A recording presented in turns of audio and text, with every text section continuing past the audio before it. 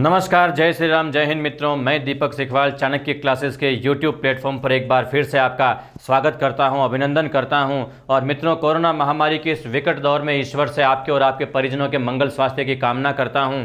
और अब हम आते हैं अपने विषय पर। तो मित्रों, हम अभी चर्चा कर रहे थे अव्ययी भाव समास पर, और पिछले वीडियो में हमने अव्ययी भाव समास के निस और निर उपसर्गों तक हमने पढ़ा था। आज हम उससे आगे पढ़ने जा रहे हैं। वैसे मैं आपको बता दूं कि मेरे जो आपकी जो क्लासेस ले रहा हूं, ऑफलाइन क्लासेस की तर्ज पर ही ले रहा हूं। हर तरह से विद्यार्थी की समस्या को मिटाने का प्रयत्न करते हुए ले रहा हूं। इसलिए मेरी क्लासेस थोड़ी लंबी ज़रूर होती है, लेकिन मित्रों इतना विश्वास रखिएगा कि आपकी परीक्षा में आने वाला ऐसा कोई शब्द नहीं होगा, ऐसा कोई प्रश्न नहीं होगा जिसका आपके पास समाधान नहीं होगा। यदि आप ढंग से इस वीडियो को देखते हैं, यदि आप ढंग से अपने नोट्स भी अगर साथ साथ में प्रिपेयर करते हैं, जितने मैं उदाहरण लिखवा रहा हूं उन सभी उदाहरणों पर यदि आप अभ्यास करते हैं, और कठिन शब्द यदि आपको कोई और लगे भी तो उसका आप हमसे समाधान प्राप्त करते हैं, तो मैं आपको विश्वास दिला सकता हूं कि परीक्षा का कोई भी प्रश्न आपसे, आपके नॉलेज से इतर नहीं हो सकता। इस बात का मैं आपको विश्वास दिलाता हूं। अब हम बात करते हैं आगे। जैसा कि आप जानते हैं, अभी हमारा जो टॉपिक चल रहा था समास में, वो समास का जो पहला भेद है अव्ययी भाव समास, ये चल रहा था। और इसी अव्ययी भाव समास का आज हम भाग 2 पढ़ने जा रहे हैं, यानी दूसरा जो वीडियो है ये पढ़ने जा रहे हैं। इसको पहले वीडियो से यदि हम जोड़ें तो पहले वीडियो में हमने निस और निर उपसर्गों तक पढ़ा था। आज हम उससे आगे आने वाले जो उपसर्ग हैं उनके बारे में देख लेते हैं। तो अगला जो उपसर्ग है वो अपने पास आ जाएगा दुस और दुर। दुस और दुर, इन उपसर्गों के बारे में अभी हम बात करने जा रहे हैं। तो दुस और दुर, इन उपसर्गों का अर्थ क्या होता है? इन दोनों उपसर्गों का अर्थ होता है कठिन या बुरा। कठिन या बुरा, सामान्यतः इन्हीं अर्थों में दुस या दुर उपसर्गों का हम प्रयोग करते हैं।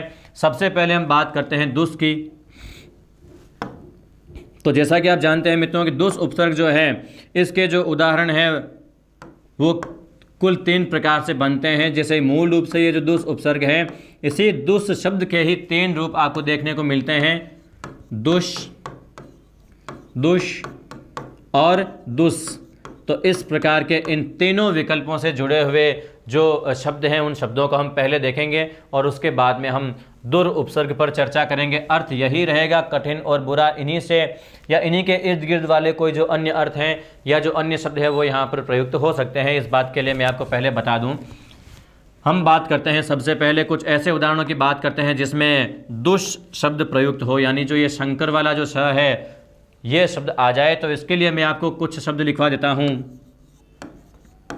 दुशासन, या हमने शब्द लिख दिया है दुश्शील।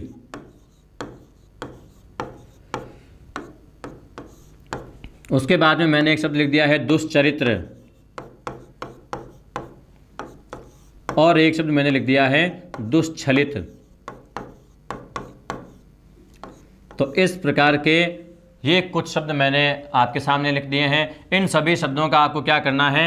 आपको करना है इन शब्दों का समास विग्रह, और जो अर्थ मैंने दे रखे हैं इन्हीं अर्थों का प्रयोग करते हुए आपको इन शब्दों का समास विग्रह करना है। पहला जो शब्द हमने लिखा है दुशासन, इसका समास विग्रह क्या हो जाएगा? बुरा शासन।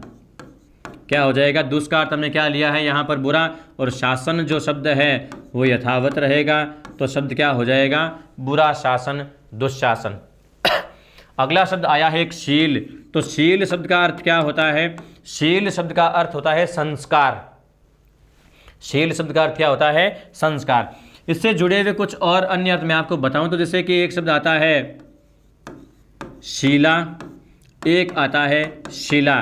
तो मित्रों, युग्म शब्दों में कई बार इस प्रकार के सवाल पूछे जाते हैं। ज़्यादा अंतर नहीं है, उच्चारण लगभग दोनों का एक जैसा ही है, लेकिन अर्थगत आप अंतर देखोगे तो बहुत अंतर है इन दोनों में। जहाँ पर शीला में ई की मात्रा दीर्घ है तो इसका अर्थ हो जाता है संस्कारवती स्त्री। संस्कारवती स्त्री, शीला, ऐसी स्त्री जो संस्कारों से युक्त है। तो संस्कारवती स्त्री अर्थ हो जाता है शीला का। लेकिन आप जानते हैं जहाँ पर शीला में ई की मात्रा छोटी हो गई तो वहाँ पर शिला का अर्थ क्या हो जाता है? चट्टान हो जाता है। क्या हो जाता है? चट्टान, शैलखंड। तो इस प्रकार से तो शब्दों के इन अर्थों को भी आप ध्यान में रखें। कई बार विद्यार्थी गलती करके ये बोलता है सर एक मात्रा ही तो छोटी बड़ी हुई है, इससे क्या फ़र्क पड़ जाता है।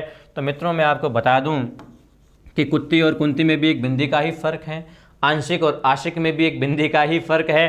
तो जब एक बिंदी शब्द के अर्थ को इतना प्रभावित कर सकती है तो मित्रों मात्रा तो उससे काफ़ी बड़ी चीज़ होती है, ये तो शब्द के पूरे मायने ही बदल देती है। आगे हम बात करते हैं दुश्शील। तो इसका अर्थ, शील का अर्थ मैंने आपको क्या बताया है, संस्कार बताया है। कई बार आप श के स्थान पर स लिख देते हो और शब्द लिख देते हो सिल। तो सिल शब्द का अर्थ भी क्या होता है, चट्टान ही होता है, बड़ा पत्थर होता है सिल का अर्थ भी। आगे हम बात करते हैं अभी फ़िलहाल दुश्शील के बारे में। तो इसका अर्थ क्या हो जाएगा, बुरे संस्कार। दुश्शील बुरे संस्कार। अगला शब्द आ गया है दुष्चरित्र। तो मित्रों आप इस शब्द से भली भांति परिचित हो, इसका अर्थ क्या हो जाएगा, बुरा चरित्र। और इसी प्रकार आगे शब्द आया है दुष्छलित। तो इसका अर्थ क्या हो जाएगा, बुरी तरह से छला हुआ, यानी ऐसा व्यक्ति जिसके साथ बहुत बड़ा धोखा हुआ हो, बहुत बड़ा छल हुआ हो, वो क्या है, दुष्छलित यानी बुरी तरह से छला हुआ इसका अर्थ हो जाता है।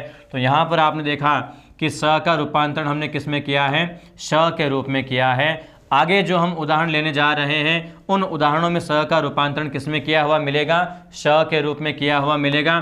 तो इसके जो कुछ उदाहरण हैं हम यहाँ पर आपको लिख लेते हैं। आपको करना क्या है, इस बार स को किस में बदलना है, इस बार स को श में बदलते हुए दुष वाला रूप लिखना है।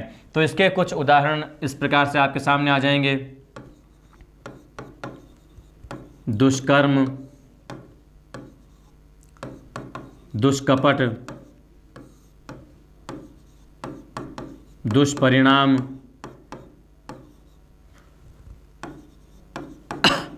यह शब्द हो जाएगा दुष्फल। तो इस प्रकार के ये कुछ शब्द हो जाते हैं। इन शब्दों का भी जब हम समास विग्रह करेंगे तो बुरे के अर्थ में ही इन शब्दों के समास विग्रह होंगे। आप अच्छी तरह से देखिएगा और इन शब्दों का समास विग्रह बराबर साथ में करते रहिएगा। शब्द आया है दुष्कर्म। तो इसका समास विग्रह क्या हो जाएगा, बुरे कर्म। क्या हो जाएगा, बुरे कर्म। इसी प्रकार शब्द आया है दुष्कपट। तो इसका अर्थ क्या हो जाएगा, बुरा कपट। इसी प्रकार शब्द आया है दुष्परिणाम। तो इसका समास विग्रह क्या हो जाएगा, बुरा परिणाम। बुरा परिणाम। और इसी प्रकार दुष्फल का भी अर्थ क्या हो जाएगा, बुरा फल या परिणाम या नतीजा। तो इस प्रकार से इन शब्दों के अर्थ हो जाते हैं। आगे जो उदाहरण हम देखने जा रहे हैं उन उदाहरणों में दुष् का क्या हो जाएगा, स हो जाएगा। किस प्रकार से हो जाएगा, आप जरा उस पर एक नज़र डालिए। इस बार क्या होगा, दुष् का दुष् ही रहेगा, यथावत रहेगा। तो किस प्रकार से रहेगा, हम यहाँ पर कुछ शब्द लिख लेते हैं। दुस्सह या दुस्साहस, यह शब्द आ जाएगा दुस्साध्य। और भी शब्द आएंगे आगे हम लिखेंगे। पहले यहाँ पर दुस्सह और दुस्साहस, इनका एक बार समास विग्रह कर लेते हैं। तो इनका समास विग्रह हम किस प्रकार से कर लेते हैं वो एक बार देख लीजिएगा। पहले शब्द आया है दुस्सह। तो इसका क्या हो जाएगा, जिसे सहन करना कठिन हो।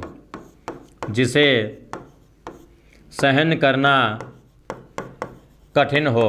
चूँकि अभी तक आप सोच रहे होंगे कि जितने भी हमने शब्दों के समास विग्रह किए हैं वो सभी शब्द केवल बुरे अर्थ में ही आए हैं, कहीं पर भी कठिन अर्थ अभी तक प्रायोजित ही नहीं हुआ। तो मित्रों समय समय पर सभी अर्थ प्रायोजित होते हैं, आप थोड़ा सा धैर्य रखिएगा। मैं जितने अर्थ आपको बताता हूँ उन सभी अर्थों से जुड़े हुए शब्दों से भी आपका परिचय करवाता हूँ। दुस्साहस शब्द आया है तो इसका समास विग्रह क्या हो जाएगा, कठिन साहस। कठिन साहस। तो इस प्रकार ये जो शब्द हैं वो कठिन शब्द से जुड़े हुए हो गए। आगे भी कुछ और शब्द मैं आपको लिखवाने जा रहा हूं, जैसे कि शब्द मैंने लिख दिया दुस्साध्य। यह शब्द आ गया दुस्तर। तो इस प्रकार से तो दुस्साध्य का समास विग्रह क्या हो जाएगा, जिसे साधना कठिन हो। जिसे साधना, साधना शब्द का अर्थ होता है नियंत्रित करना। नियंत्रित करना। क्या हो, कठिन हो। तो इस प्रकार से दुस्साध्य का समास विग्रह हो जाएगा कि जिसे साधना, साध्य का मतलब साधना, साधना का मतलब क्या होता है? जी हाँ, ये वही साधना है जिसका अर्थ आप तपस्या से लेते हैं, योग से लेते हैं। तो साधना वही है मित्रों, योग या तपस्या के द्वारा भी अपने मन को, अपने इंद्रियों को साधा जाता है, नियंत्रित किया जाता है, वश में किया जाता है, स्वयं को स्वयं के वश में किया जाता है। साधना यानी कि नियंत्रित करना। आगे शब्द आ गया दुस्तर, यानी जिसमें तैरना कठिन हो, जिसमें तैरना कठिन हो। तो इस प्रकार से आपने देखा कि हमने जितने अर्थ लिखे हैं उन अर्थों से जुड़े हुए शब्द भी हमने यहाँ पर बराबर मात्रा में लिखे हैं। तो इस प्रकार से आगे हम नए उपसर्ग की बात करें तो नया उपसर्ग अपने सामने आ जाता है आ। उपसर्ग क्या आ जाता है? अगला उपसर्ग आ जाता है अपने सामने आ उपसर्ग।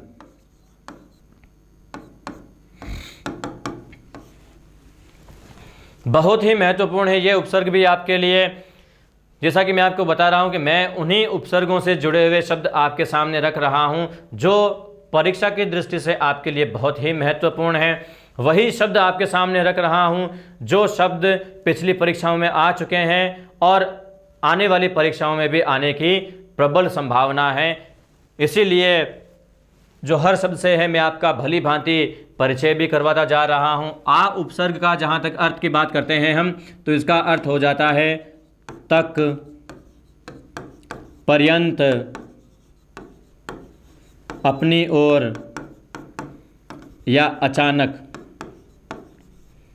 इन अर्थों से जुड़ा हुआ, इनके इर्द गिर्द आने वाले और भी जो शब्द हैं वो इसके अर्थ के रूप में प्रयोजित किए जा सकते हैं। अब यदि मैं बात करूं इससे बनने वाले उदाहरणों के बारे में, तो इसके उदाहरण भी बहुत ही अच्छी श्रेणी के बनते हैं। जैसे कि एक बड़ा एक प्यारा सा शब्द आ जाता है आ जानू। जानू शब्द को सुनकर मन में पता नहीं कितने लड्डू फूट रहे होंगे। यहाँ पर जानू का अर्थ वो नहीं है जो फिल्मी अर्थ आप समझते हैं, ऐसे अर्थ यहाँ पर प्रायोजित नहीं होते हैं और भाषा कभी इस प्रकार के अर्थों पर नहीं चलती है। मैं आपको बता दूं, भाषा एक बहुत ही गंभीर और एक संजीदा विषय होता है। अध्ययन के संदर्भ में हमें बहुत ही सावधानी पूर्वक इन अर्थों को सीखना है, समझना है। चालू टाइप के, टापोरी टाइप के जो अर्थ होते हैं वो अर्थ भाषा में कभी भी काम नहीं आते हैं। इस चीज़ को लेकर के आप हमेशा सावधान रहिएगा। फिल्मों में जानू का जो अर्थ बताया गया है, यहाँ पर वो अर्थ मैं आपको बता देता हूँ बिल्कुल भी नहीं है। जानू शब्द एक संस्कृत का शब्द है, श्लिष्ट शब्द है, जिसका अर्थ क्या हो जाता है? घुटने, शरीर का अंग, घुटने। मारवाड़ी भाषा में अगर मैं कहूँ तो गोड्डे, है ना। तो जानू शब्द का अर्थ होता है घुटने। और आ का अर्थ हम तक या पर्यंत से लेते हैं तो शब्द क्या बन जाएगा? आ जानू, यानी कि घुटनों तक। इसी प्रकार कुछ और भी शब्द मैं आपको यहाँ पर लिख देता हूँ पहले, जैसे कि आजीवन, आमरण,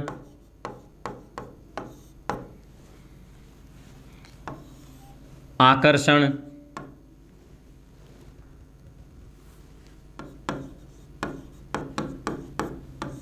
आकर्षण, आक्रमण,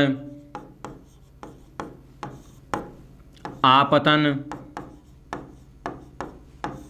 तो इस प्रकार के कुछ और शब्द हैं। आपको क्या करना है? इन शब्दों का समास विग्रह करना है। सबसे पहले हम बात करते हैं आजानु की। तो आजानु का जो समास विग्रह है वो समास विग्रह क्या हो जाएगा? आजानु का समास विग्रह हो जाएगा घुटनों तक। क्या हो जाएगा? घुटनों तक। आ जानू, जानू का अर्थ घुटने और आ का मतलब तक या पर्यंत। इसी प्रकार आजीवन का समास विग्रह हो जाएगा जीवन पर्यंत। आजीवन का समास विग्रह क्या हो जाएगा? जीवन पर्यंत। और इसी प्रकार आमरण का अर्थ क्या हो जाएगा? मृत्यु पर्यंत या मरने तक। मरने तक। आप एक शब्द सुनते होंगे आमरण अनशन। आमरण अनशन, तो अनशन का अर्थ क्या होता है? अन्न का मतलब अन्न और शन का मतलब होता है त्याग। और अन्न का त्याग करना, कब तक त्याग करना? आमरण यानी मरने तक, यानी मृत्यु पर्यंत अन्न का त्याग करना आमरण अनशन कहलाता है। तो आमरण का अर्थ क्या हो जाता है? मरने तक। इसी प्रकार शब्द आया है आकर्षण। तो इसका अर्थ क्या हो जाता है? आ का अर्थ हो जाता है अपनी ओर, और कर्षण का अर्थ हो जाता है खींचना। संस्कृत में कर्ष धातु है जिसका अर्थ होता है खींचना। तो समास विग्रह क्या हो जाएगा? अपनी ओर खींचना। आकर्षण का यही अर्थ होता है। आक्रमण शब्द अचानक क्रमण करना यानी आवेग पूर्वक चढ़ाई करना, गति करना आक्रमण कहलाता है। तो क्या हो जाएगा आक्रमण का अर्थ क्या हो जाएगा? अचानक वेग पूर्वक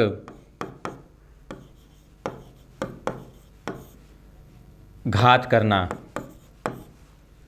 ये क्या कहलाता है? आक्रमण कहलाता है। इसी प्रकार आपतन का अर्थ क्या होता है? अपनी ओर गिरना। क्या हो जाएगा? अपनी ओर। पतन का अर्थ क्या होता है? गिरना। तो इस प्रकार से आ उपसर्ग से जो जुड़े हुए शब्द हैं वो शब्द मैंने आपको लिखवा दिए हैं। अच्छी तरह से इन शब्दों को देखें, लिखें, सीखें और समझें, और इसके बाद में हम बात करते हैं आगे आने वाले और उपसर्गों पर। आगे आने वाला एक और महत्वपूर्ण उपसर्ग हो जाता है प्रति उपसर्ग। कौन सा उपसर्ग हो जाता है? प्रति। परीक्षा की दृष्टि से भी बहुत ही महत्वपूर्ण शब्द है, और अव्ययी भाव समास के अंतर्गत भी प्रति उपसर्ग को लेकर के आपको बहुत ही ज़्यादा सावधान रहने की ज़रूरत है। और वो ज़रूरत इसलिए है क्योंकि कई बार हम ऐसी भ्रांतियां भी पाल लेते हैं कि प्रति उपसर्ग के योग से बना हुआ हर शब्द अव्ययी भाव समास में आएगा, लेकिन मैं आपको आगाह करवा देता हूं कि ऐसा नहीं होता है। प्रति उपसर्ग से बने हुए हर शब्द में अव्ययी भाव समास बिल्कुल नहीं होता है। तो किस प्रकार के शब्दों में होता है? सबसे पहले हम प्रति उपसर्ग के अर्थ को लिख लेते हैं। तो प्रति उपसर्ग का जो अर्थ होता है वो अर्थ हो जाएगा या तो हो जाएगा हर, या हो जाएगा सामने, एक अर्थ और हो जाएगा विपरीत। तो इस प्रकार से प्रति उपसर्ग के अर्थ हो जाते हैं।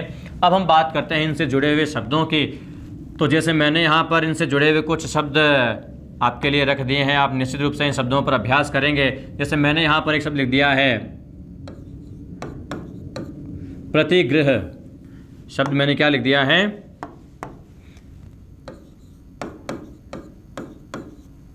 प्रतिगृह।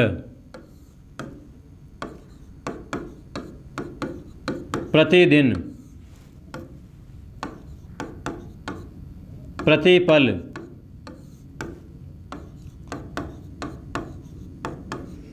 प्रतिद्वार,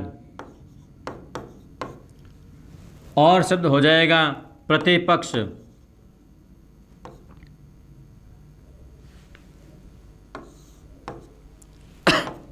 प्रतिघात,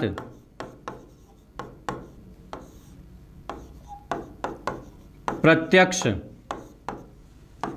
और एक आपका बहुत ही जाना पहचाना शब्द क्या हो जाएगा? प्रत्येक। शब्द क्या हो जाएगा? प्रत्येक।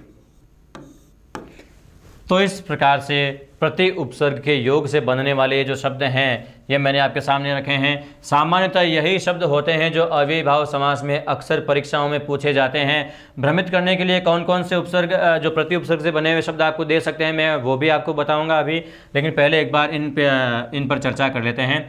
सबसे पहले हमारे सामने शब्द आया हुआ है प्रतिग्रह। तो प्रतिग्रह का आपको क्या करना है? समास विग्रह करना है। दो तरीकों से हम इन शब्दों का समास विग्रह कर सकते हैं।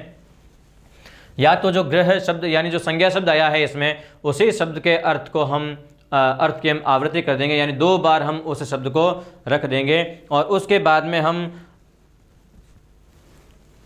अब इस कैसे करेंगे आप ये देख लीजिएगा। जैसे गृह शब्द है तो गृह शब्द का अर्थ क्या होता है? घर होता है। तो हम इसका समास विग्रह क्या कर देंगे? घर घर, यानी प्रति उपसर्ग को हटा दिया और जो मूल संज्ञा शब्द था हमने उसी की क्या कर दी है? आवृत्ति कर दी है। या फिर दूसरा तरीका क्या हो जाएगा? प्रति का जो अर्थ है वाक्य के अनुसार, कथन के अनुसार जो अर्थ ग्रहण किया जा सकता है हम उसी अर्थ को ग्रहण करेंगे। तो क्या हो जाएगा? प्रतिग्रह का हर घर। तो इस प्रकार से दो तरीकों से हम इन शब्दों का समास विग्रह कर सकते हैं। जैसे कि प्रतिदिन शब्द आया है तो इसका भी समास विग्रह क्या हो जाएगा? या तो हो जाएगा दिन दिन, और या क्या हो जाएगा? हर दिन, प्रतिदिन। इसी प्रकार प्रतिपल का क्या हो जाएगा? या तो हो जाएगा पल पल शब्द की आवृत्ति के साथ में, या फिर दूसरा विकल्प आपके पास क्या है? हर पल। तो इसके द्वारा भी आप इसका समास विग्रह बराबर कर सकते हैं आप। उसके बाद में आप देखिएगा प्रतिद्वार। तो द्वार का मतलब क्या होता है? दरवाज़ा। दर भी बोलते हैं इसको। तो या तो हम लिखेंगे द्वार द्वार,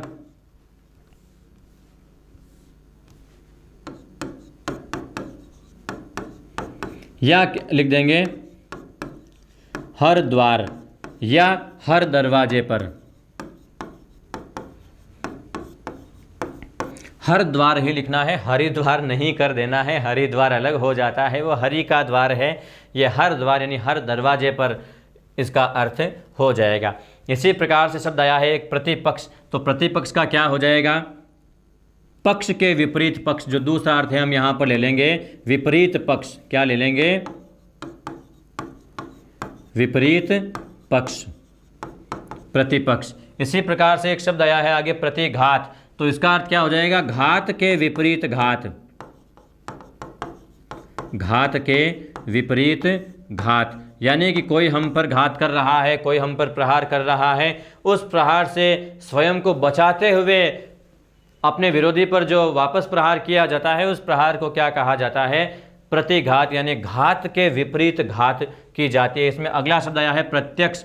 तो इसका अर्थ क्या हो जाएगा? इसका अर्थ लिया जाएगा सामने। अक्ष का अर्थ क्या होता है? अक्षिण। ये इसमें इसका जो मूल जो शब्द बनेगा प्रत्यक्ष, तो इसका क्या हो जाएगा? प्रति प्लस अक्षिण, प्रति प्लस अक्षिण। इन्नत शब्द होने के कारण इसमें जो अक्षिण में जो इन का भाग है इसका लोप हो जाता है और इस प्रकार शब्द क्या बच जाता है? पीछे केवल अक्ष बच जाता है। इसका अर्थ क्या होता है? आँख। क्या होता है? आँख। तो इसी प्रकार प्रत्यक्ष का जो समास विग्रह है वो क्या हो जाता है? आँखों के सामने, आँखों के सामने या आँखों के आगे। सामने भी लिखा जा सकता है, आगे भी लिखा जा सकता है, दोनों अर्थों में इस शब्द को प्रयुक्त किया जा सकता है। यहाँ पर भी आप विपरीत के साथ में आप इसका अन्य अर्थ एक और लिख सकते हैं, आगे। ठीक है। तो इस प्रकार से इन शब्दों के जो अर्थ हैं प्रति उपसर्ग से बने हुए हैं। एक शब्द जो और आपका बहुत ही जाना पहचाना चिर परिचित शब्द है वो भी मैं यहाँ पर लिख देता हूँ। वो शब्द कौन सा है? प्रत्येक। और इसका समास विग्रह क्या हो जाएगा? जैसा कि अब तक आप करते आए हैं, या तो हो जाएगा एक एक, और या क्या हो जाएगा? हर एक। तो इस प्रकार से प्रत्येक का समास विग्रह हो जाएगा। तो मित्रों ये उदाहरण थे प्रति उपसर्ग से बने हुए जो कि अव्ययी भाव समास के अंतर्गत आते हैं। आपको कंफ्यूज करने के लिए साथ में शब्द दे सकते हैं प्रतिक्रिया, या शब्द दे दिया प्रतिबिंब। तो इस प्रकार के जो शब्द आते हैं, या शब्द आ गया प्रतिनिधि। ध्यान रखिएगा कि इन शब्दों में प्रति उपसर्ग भले ही हो लेकिन इनमें अव्ययी भाव समास नहीं होगा, क्योंकि प्रतिनिधियों का एक दल वहां पहुंचा। तो प्रतिनिधि का बहुवचन क्या हो गया? प्रतिनिधियों। पूरे प्रति उपसर्ग लगे हुए शब्द का ही पूरा बहुवचन हो गया। इसका मतलब ये शब्द अव्ययी भाव समास में के अंतर्गत इसके नियम के अनुसार अव्यय बनने की योग्यता में नहीं आता है और इसलिए इस शब्द में अव्ययी भाव समास नहीं होगा। सभी ने दर्पण में अपने अपने प्रतिबिंबों को देखा। तो प्रतिबिंब का रूप भी प्रतिबिंबों हो गया, वचन परिवर्तन हो गया। तो ये शब्द भी बहुवचन में आ जाने के कारण अव्ययी भाव समास में नहीं माना जाएगा। और हमें इस विषय पर लोगों की कई प्रतिक्रियाएं प्राप्त हुई। तो प्रतिक्रिया का भी यहाँ पर आप रूप देख रहे हैं, प्रतिक्रियाओं में बदल रहा है। तो इसका मतलब यहाँ पर जो प्रतिक्रिया शब्द है इसका भी यहाँ पर बहुवचन बनेगा। तो ये शब्द कभी भी किसके अंतर्गत नहीं आ सकता? अव्ययी भाव समास के अंतर्गत नहीं आ सकता है। इस चीज़ का आप हमेशा ध्यान रखें। अब हम बात करते हैं कुछ अव्ययी भाव समास के और उदाहरणों के बारे में। तो अव्ययी भाव समास के अंतर्गत हमने अब तक जो उदाहरण पढ़े हैं वो संस्कृत के उदाहरण पढ़े हैं और कुछ अव्ययों के बारे में पढ़ा है। आगे हम और पढ़ने जा रहे हैं विदेशी या आगत भाषाओं से बने हुए जो उदाहरण होते हैं उनके बारे में। तो वो शब्द हो जाएगा विदेशी या आगत भाषाओं से बने उदाहरण। विदेशी या आगत प्रत्यय, प्रत्ययों से बने उदाहरण। और जहाँ तक विदेशी उपसर्गों की बात आती है तो विदेशी उपसर्ग हिंदी भाषा में जो मूल रूप से समाहित किए गए हैं वो अरबी फारसी के या उर्दू के उपसर्ग हैं। इन्हें या तो क्या कहा जाता है? अरबी फारसी उपसर्ग, या फिर क्या कहा जाता है, उर्दू के उपसर्ग। तो यही उपसर्ग हैं जो विदेशी उपसर्ग के रूप में, क्योंकि अरबी फारसी जो और उर्दू भाषा जो है ये हमारे भारत की भाषा नहीं है, ये अरबों के साथ में आई हुई आक्रमणकारियों के द्वारा लाई गई एक भाषा है। और उर्दू भाषा उसी भाषा का जो एक हिंदी रूप है वो उर्दू भाषा के रूप में जो यहाँ पर प्रचलित हो गया है वो है। तो मित्रों, अरबी फारसी और उर्दू जो ये शब्द हैं ये विदेशी शब्द हैं, ये हिंदी भाषा के कतई नहीं कहे जा सकते हैं, इस बात का ध्यान रखे हैं। अब यहाँ इन उपसर्गों से बने हुए उदाहरण कौन कौन से हैं, हम उन उदाहरणों पर एक बार चर्चा कर लेते हैं। तो ऐसे जो शब्द हैं यहाँ पर बहुतायत शब्द आपको मिल जाएंगे, मैं यहाँ पर लिख रहा हूँ, आप भी बराबर लिखते रहें। जैसे मैंने शब्द लिख दिया है अल सुबह। अब मैं सबसे पहले यहाँ पर इनके उदाहरणों की एक डायरेक्टरी तैयार कर रहा हूँ, आप भी मेरे साथ में इन उदाहरणों को लिख लें एक बार। यदि आपके लिए संभव हो तो आप इनका समास विग्रह करने का भी प्रयास कर सकते हैं, यदि आप इनके सही अर्थ से परिचित हैं तो। अन्यथा ना करें, शब्द गलत हो जाएगा, काट छांट हो जाएगी, बार बार रफ वर्क करना पड़ेगा। तो इन तमाम प्रक्रियाओं से बचने के लिए मैं आपसे कहता हूँ, यदि आप निश्चिंत हो तो ही आप उन शब्दों का समास विग्रह कीजिएगा, नहीं तो मेरे द्वारा समास विग्रह करने तक आप रुकिएगा और वही लिखिएगा जो सही हो, ताकि इससे आप अनावश्यक काट छांट से भी बच सकें और आपके जो नोट्स जो आप सुंदर सुंदर लिपि में स्क्रिप्ट में जो लिख रहे हैं वो आपके पास में उसी रूप में बने रहें, उसमें किसी प्रकार की काट छांट ना हो।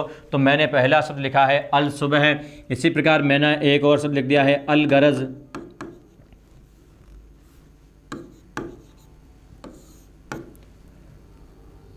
आगे शब्द हो जाएगा अलकम खुश गैर दर नापाक। अगला शब्द हो जाएगा नालायक।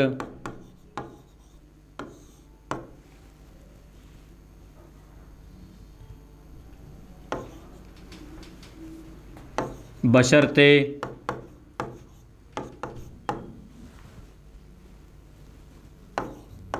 बेसहारा। क्या शब्द हो जाएगा, बेसहारा। और शब्द हो जाएगा बेहया। बेदर्द बेवफा भी लिख सकते हैं आप, बेशक इसी के उदाहरण हैं ये शब्द भी, है ना।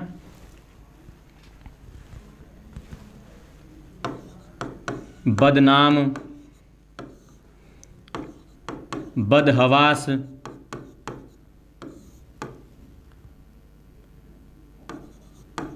हम शक्ल, लापता, ला इलाज या लापरवाह। तो इस प्रकार से भी और शब्द बन जाते हैं। ऐन वक्त। तो इस प्रकार के कुछ शब्द जो हैं वो मैंने यहाँ लिखे हैं, बाकी के उदाहरण और आगे हम लिखेंगे। सबसे पहले एक बार हम इनसे परिचय कर लें, इन शब्दों का समास विग्रह कर लें। तो सबसे पहले जो शब्द लिखा है हमने वो क्या लिखा है, अल सुबह। तो इसका समास विग्रह क्या हो जाता है मित्रों, अल का अर्थ यहाँ पर हो जाता है जल्दी, तो इसका समास विग्रह क्या हो जाएगा, जल्दी सवेरे। अगला शब्द यहाँ अल गरज है, तो यहाँ पर अल उपसर्ग का अर्थ होता है साथ, तो समास विग्रह क्या हो जाएगा, गरज के साथ। गरज के साथ। यहाँ गरज का तात्पर्य गर्जना से नहीं है, जबकि यहाँ गरज का जो तात्पर्य है वो स्वार्थ से लिया गया है। किससे लिया गया है, स्वार्थ से लिया गया है। नापाक एक शब्द यहाँ पर लिखा हुआ है, तो नापाक का क्या हो जाएगा, आप यहाँ पर गौर कीजिएगा। नहीं है जो पाक, पाक का मतलब होता है पवित्र, पाक का मतलब क्या होता है, पवित्र। तो समास वगैरह क्या हो जाएगा, नहीं है जो पवित्र। इसी प्रकार आगे शब्द आया है नालायक, तो इसका समास वगैरह क्या हो जाएगा, ना का अर्थ नहीं है जो लायक, नहीं है जो लायक, शब्द क्या हो जाएगा, नालायक, नहीं है जो लायक। बशर्ते, ब का अर्थ होता है साथ में, और शर्ते का मतलब शर्त के साथ, अर्थात शर्त के साथ इसका समास विग्रह हो जाएगा। बशर्ते मतलब शर्त के साथ। इसी प्रकार एक शब्द आया है आगे बे उपसर्ग से जुड़ा हुआ, तो बे का अर्थ क्या होता है? बिना और सहारा। तो समास विग्रह क्या हो जाएगा? बिना सहारे के, बेसहारा, जिसका कोई आसरा या जिसका कोई सहारा नहीं हो। इसी प्रकार बेहया बेशरम शब्द जो हया शब्द का अर्थ शर्म से ही लिया जाता है, तो बेहया का अर्थ क्या हो जाता है? बिना हया या शर्म के, बिना हया या शर्म से, वो क्या है? बेशर्म है, बेहया है। अगला शब्द आ गया है बदनाम, तो बद का अर्थ यहाँ पर क्या होता है? बुरा होता है, तो क्या हो जाएगा? समास विग्रह है बुरा नाम। इसी प्रकार से शब्द आया है एक बदहवास, तो इसका समास विग्रह क्या हो जाएगा? बुरी तरह से व्याकुल, बदहवास, बुरी तरह से व्याकुल। अब इसके बाद में शब्द आया एक हम शक्ल, हम शक्ल यानी समान शक्ल वाले, क्या हो जाएगा? समान शक्ल वाले,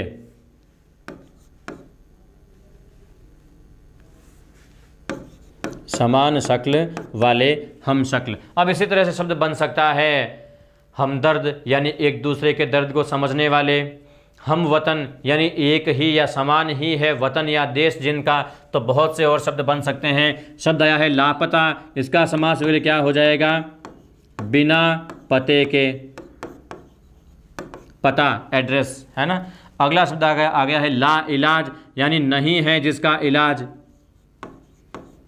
नहीं है जिसका इलाज, वो क्या है? ला इलाज है। इसी प्रकार लापरवाह का अर्थ नहीं के संदर्भ में ही जुड़ करके आ जाएगा, नहीं है जिसे परवाह, नहीं है जिसे परवाह, तो ये शब्द क्या हो जाएगा? लापरवाह। और इसी प्रकार एक शब्द आया है ऐन वक्त, तो इसका समास वगैरह क्या हो जाएगा? सही समय पर, सही समय पर। अरबी भाषा के जो उपसर्ग हैं उनमें से कुछ उपसर्ग और आ जाते हैं, जैसे कि एक उपसर्ग आ जाता है बिला, बिला पता, यह शब्द आ जाता है बिला वजह, यह शब्द आ जाता है बिला हिसाब,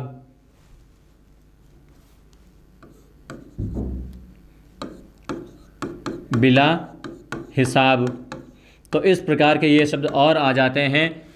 अरबी भाषा में न का प्रोनाउंसिएशन न होने के कारण वो ल का उच्चारण न के रूप में ही करते हैं, तो बिना का वो क्या बना देते हैं? बिला बना देते हैं। तो बिना का बिला बन जाता है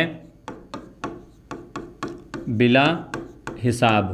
तो इस प्रकार से ये शब्द हो जाते हैं। कुछ ऐसे शब्द और हैं, इनका हम समास वगैरह कर लेते हैं। जैसे पहला शब्द क्या आया है बिला पता, तो इसका समास वगैरह क्या हो जाएगा?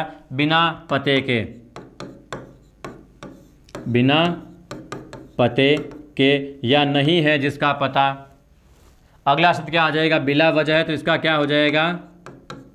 बिना वजह। वजह का मतलब क्या होता है? कारण। तो बिना कारण से, बिना वजह से बिला वजह है। और बिला हिसाब, बिला का अर्थ वहीं पर बिना हो जाएगा, तो क्या हो जाएगा? बिना हिसाब के, या बिना हिसाब के, या बिना हिसाब से। तो इस प्रकार से ये कुछ और उपसर्ग बन जाते हैं। अगला एक शब्द आ जाता है बा। अगला उपसर्ग क्या आ जाता है? एक और बा उपसर्ग आ जाता है, शब्द बन जाता है बा मशक्कत, बा अदब।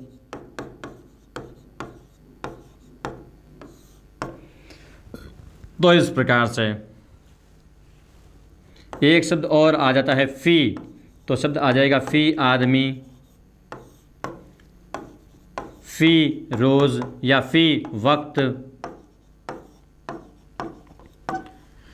फी का अर्थ होता है प्रत्येक, फी का अर्थ क्या होता है?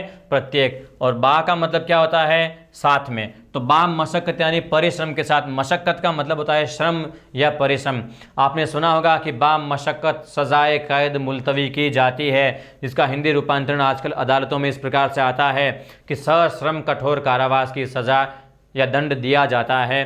तो इस प्रकार जो संविधान है उसमें भी धीरे धीरे इस उर्दूकरण को छोड़ करके और देश जो हिंदी राष्ट्र की ओर बढ़ रहा है। निश्चित रूप से मैं कहूँगा कि हिंदी भाषा का जो भविष्य है बहुत ही उज्ज्वल है और आने वाले समय में एक बहुत ही बड़ी भाषा के रूप में ये हिंदी भाषा उभरने वाली है। बाम मशक्क़त की हम फिलहाल बात करते हैं। बाम मशक्क़त का जो समास विग्रह है वो क्या हो जाएगा? परिश्रम के साथ। क्या हो जाएगा? परिश्रम के साथ। मशक्क़त का मतलब क्या हो जाता है? परिश्रम, और बा का मतलब क्या हो जाता है? साथ। तो शब्द क्या हो जाएगा? परिश्रम के साथ, बा मशक्क़त। इसी प्रकार बा अदब से क्या हो जाता है? अदब। अदब का मतलब क्या होता है? या तो तरीका, या ढंग, या फिर शैली, शिष्टाचार, है ना। हम एक शब्द में इसको क्या लिख सकते हैं? शिष्टाचार।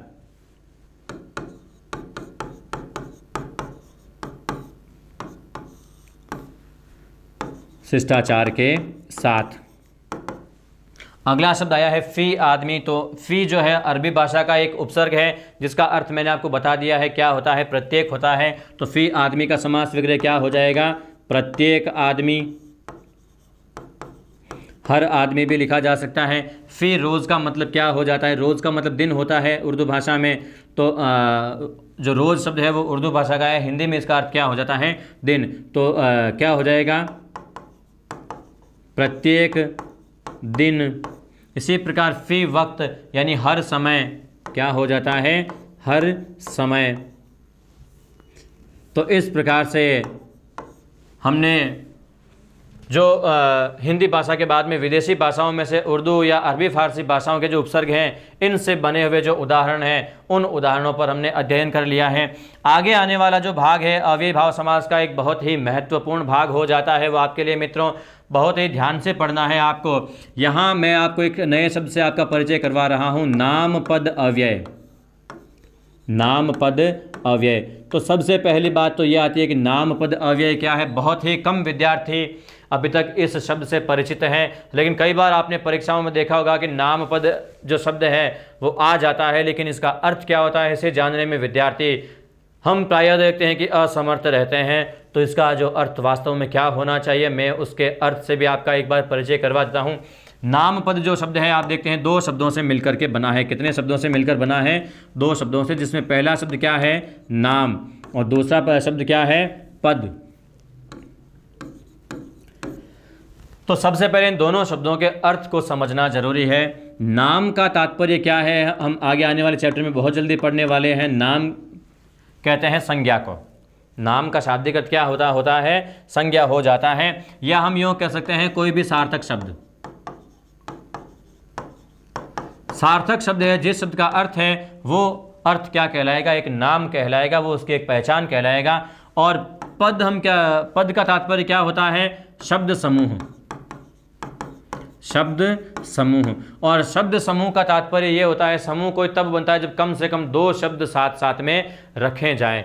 तो यहाँ पर नाम शब्द कहने का तात्पर्य है कि दो सार्थक शब्द साथ साथ आ जाना, वो शब्द क्या कहलाता है? नाम पद कहलाता है। अब इसमें आगे एक और शब्द लिखा हुआ है अव्यय, यानी कि सार्थक पदों के संयोग से बने हुए अव्यय। यानी दोनों शब्द क्या हैं? सार्थक हैं, अपने अपने अर्थ में स्वतंत्र अर्थ देने वाले हैं। वो शब्द कोई संज्ञा हो सकते हैं, कोई सर्वनाम हो सकते हैं, कोई विशेषण हो सकते हैं, कोई क्रिया भी हो सकता है कोई शब्द। तो ये सभी के सभी शब्द क्या हैं? सार्थक हैं, अपने अपने अर्थ को निश्चित रखने वाले हैं, अपने अपने अर्थ का बोध करवाने वाले हैं। लेकिन कई बार क्या होता है कि दो शब्द परस्पर जुड़ करके क्या बन जाते हैं? अव्यय बन जाते हैं। क्या बन जाते हैं?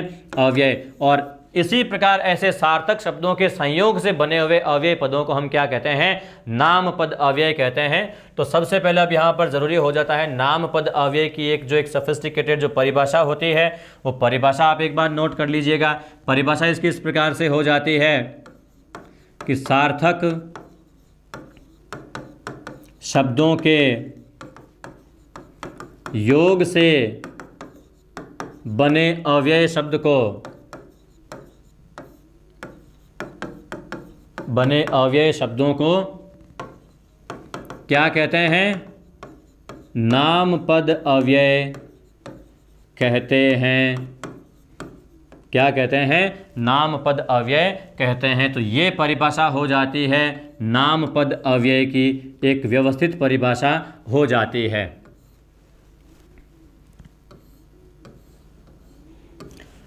अब हम बात करते हैं कि इनसे जो बनने वाले उदाहरण हैं वो किस प्रकार के उदाहरण होते हैं। तो इसमें कई वैरायटी के उदाहरण बनते हैं। शब्दों की आवृत्ति से उदाहरण बनते हैं, मात्राओं के स्वरों के आगमन से उदाहरण बनते हैं, व्यंजनों के आगमन से उदाहरण बनते हैं, उपपदों के योग से उदाहरण बनते हैं। तो जो अलग अलग वैरायटी के जो उदाहरण बनते हैं, मैं हर प्रकार के उदाहरणों से आपका परिचय करवाता चलूँगा। सबसे पहले हम बात करते हैं कि उपपदों के योग से बने हुए उदाहरण।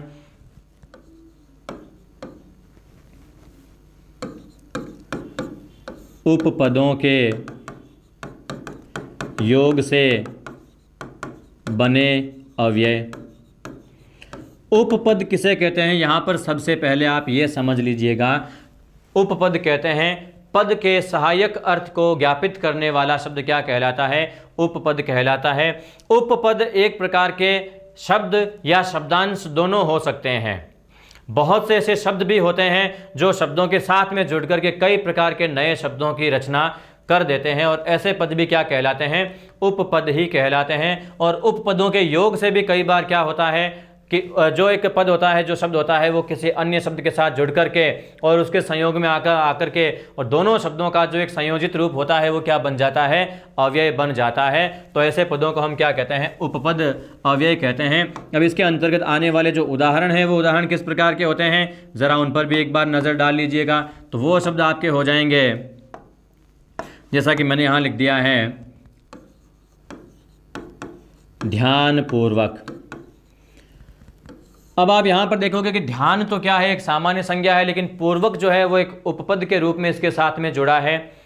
तो ये शब्द, पूर्वक शब्द जो है वो कई शब्दों के साथ में जुड़ करके अपना रूप निर्धारित करता है। हालांकि पूर्वक शब्द जो है इसका एक सामान्य अर्थ भी लिया जा सकता है, लेकिन यहाँ पर ये शब्द एक प्रत्यय के रूप में, उपपद के रूप में शब्द के साथ में जुड़ा है।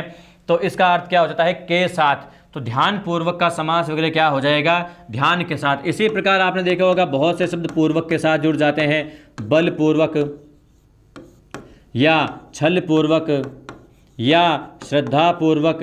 तो इस प्रकार से बहुत से शब्द बन जाते हैं। तो पूर्वक का यहाँ पर सब जगह एक ही अर्थ प्रायोजित होगा, और वो अर्थ क्या होगा? साथ में। तो इस प्रकार आप देखते हैं कि ध्यान पूर्वक का जो समास विग्रह है वो क्या हो जाता है? ध्यान के साथ। इसी प्रकार बलपूर्वक का क्या हो जाता है? बल के साथ। और इसी प्रकार छल पूर्वक का क्या हो जाता है? छल के साथ। ऐसा ही एक शब्द आ जाता है, वर्धक आ जाता है। जैसे कि एक शब्द बन गया बलवर्धक, शक्तिवर्धक।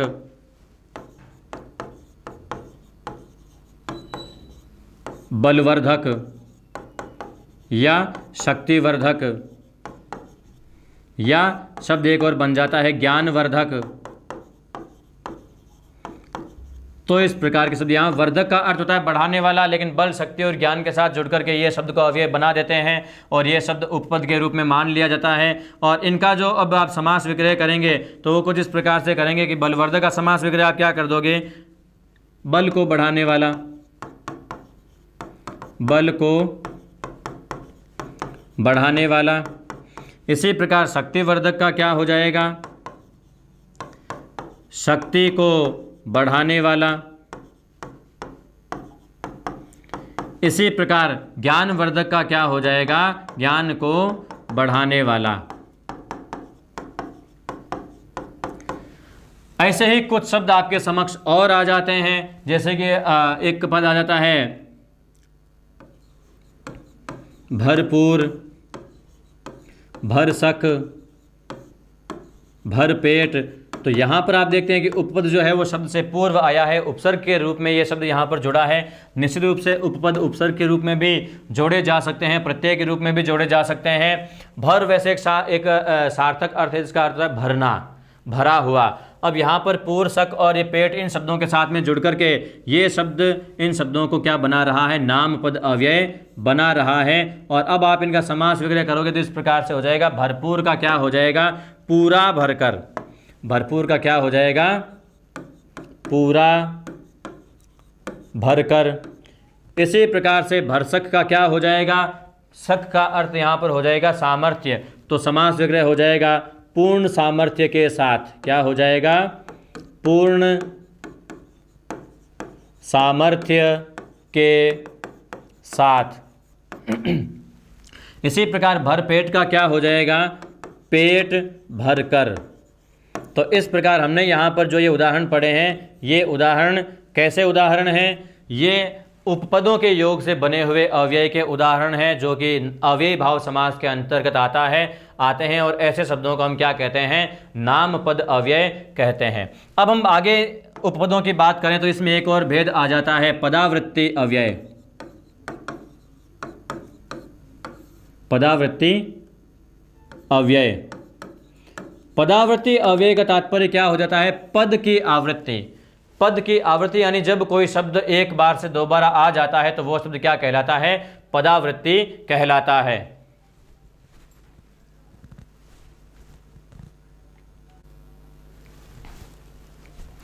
तो मित्रों आगे हम बात करने जा रहे हैं पदावृत्ति अव्यय के बारे में। पदावृत्ति अव्यय यानी कि शब्दों की आवृत्ति से ही जो शब्द अव्यय बन जाते हैं, यानी एक ही शब्द यहाँ पर एक से दूसरी बार आ जाता है और जब कोई शब्द योजक चिन्ह के साथ में दो बार आ जाता है तो वो शब्द क्या हो जाता है, अव्यय हो जाता है। जैसे कि हम यहाँ पर देखते हैं अमूमन ऐसे शब्द आते हैं, घर घर। एक शब्द क्या हो जाएगा यहाँ पर, जैसे मैंने लिख दिया है घर घर। यह शब्द आ जाता है फिर। यह शब्द आ जाता है बार बार। साफ साफ, दिन दिन। तो इस प्रकार के कुछ शब्द आ जाते हैं। आप यहाँ पर इन शब्दों में देखते हो कि एक ही शब्द की फिर से आवृत्ति हुई है और आवृत्ति से ये शब्द सभी के सभी क्या बन गए हैं, अव्यय बन गए हैं। ऐसे पदों को भी हम नामपद अव्यय ही कहते हैं। जब इनके समास विग्रह की हम बात करते हैं तो इन शब्दों का समास विग्रह हो जाता है। जैसे घर घर का जो समास विग्रह हो जाएगा, क्या हो जाएगा, घर के बाद घर। घर के बाद घर। इसी प्रकार से फिर का समास विग्रह हो जाएगा, फिर के बाद और फिर।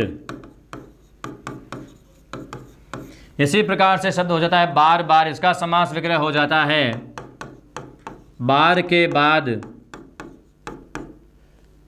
और बार। बार के बाद और बार। इसी प्रकार साफ साफ का जो समास विग्रह हो जाता है, साफ के बाद साफ या साफ के बाद और साफ। तो इस प्रकार से करके ऐसे शब्दों के समास विग्रह बनाए जा सकते हैं। दिन दिन का क्या हो जाएगा समास विग्रह, दिन के बाद दिन। तो इस प्रकार से ये पदावृत्ति के योग से बने हुए अव्यय हैं जो कि अव्ययी भाव समास में बराबर पूछे जाते हैं। इसी तरह से अव्ययी भाव समास के अंतर्गत व्यंजनों की आवृत्ति से भी कुछ और अव्यय बन जाते हैं। यहाँ पर आप लिख लीजिएगा अगला पॉइंट, व्यंजन वर्णों की आवृत्ति से बने अव्यय। व्यंजन वर्णों की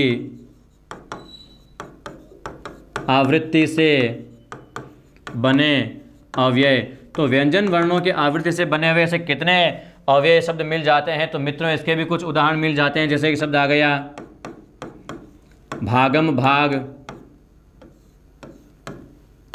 लूटम लूट, और शब्द आ जाएगा ऐसा यूथप यूथ।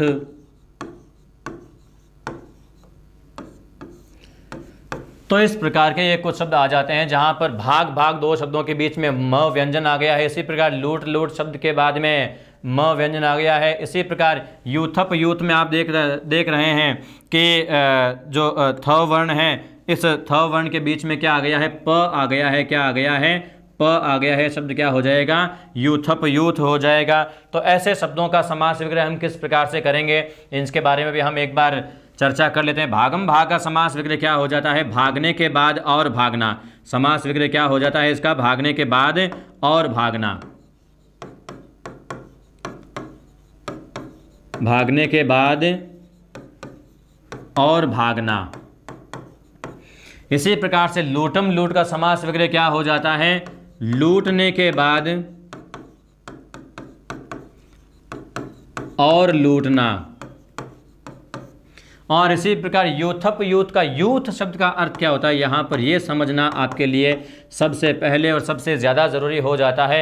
यूथ शब्द का अर्थ जो आप अंग्रेजी वाला यूथ समझ रहे हैं जिसका अर्थ जवान या युवा होता है, वो अर्थ यहाँ पर नहीं है। यूथ शब्द का हिंदी में अर्थ होता है सेना या दल, यानी दल के बाद और दल, दल या सेना के बाद और दल या सेना। तो इस प्रकार से ऐसे वर्णों का हम समास विग्रह यहाँ कर देते हैं। इसी प्रकार से कुछ और भी शब्द बनते हैं जहाँ पर दो शब्दों के बीच में कोई स्वर आ जाता है और स्वरों के योग से वो शब्द आपस में जुड़ जाते हैं। तो आप यहाँ पर इसका जो अगला पॉइंट है वो पॉइंट आप निश्चित रूप से नोटिस में ले सकते हैं, अपने ध्यान में ले सकते हैं। शब्द क्या हो जाएगा? स्वरों के योग से या स्वरागम से निर्मित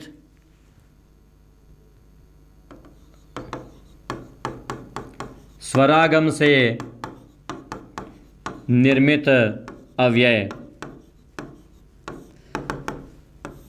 ऐसे भी शब्द होते हैं जहां पर दो शब्दों को जोड़ते हैं और जोड़ते समय बीच में कोई एक स्वर वर्ण आ जाता है, स्वर ध्वनि आ जाती है और संयुक्त रूप से जुड़ा हुआ शब्द क्या हो जाता है? अव्यय हो जाता है। ऐसे शब्द भी अव्ययी भाव समास के अंतर्गत आ जाते हैं। ऐसे शब्दों के यदि हम उदाहरणों की बात करें तो इनके उदाहरण हो जाते हैं जैसे कि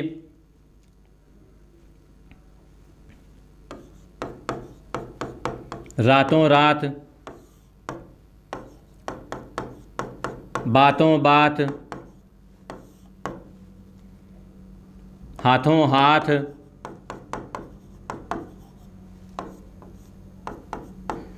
बीचों बीच,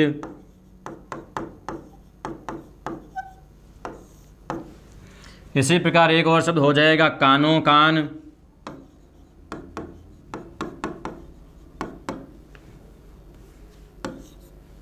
कानों कान एक शब्द हो जाएगा एकाएक।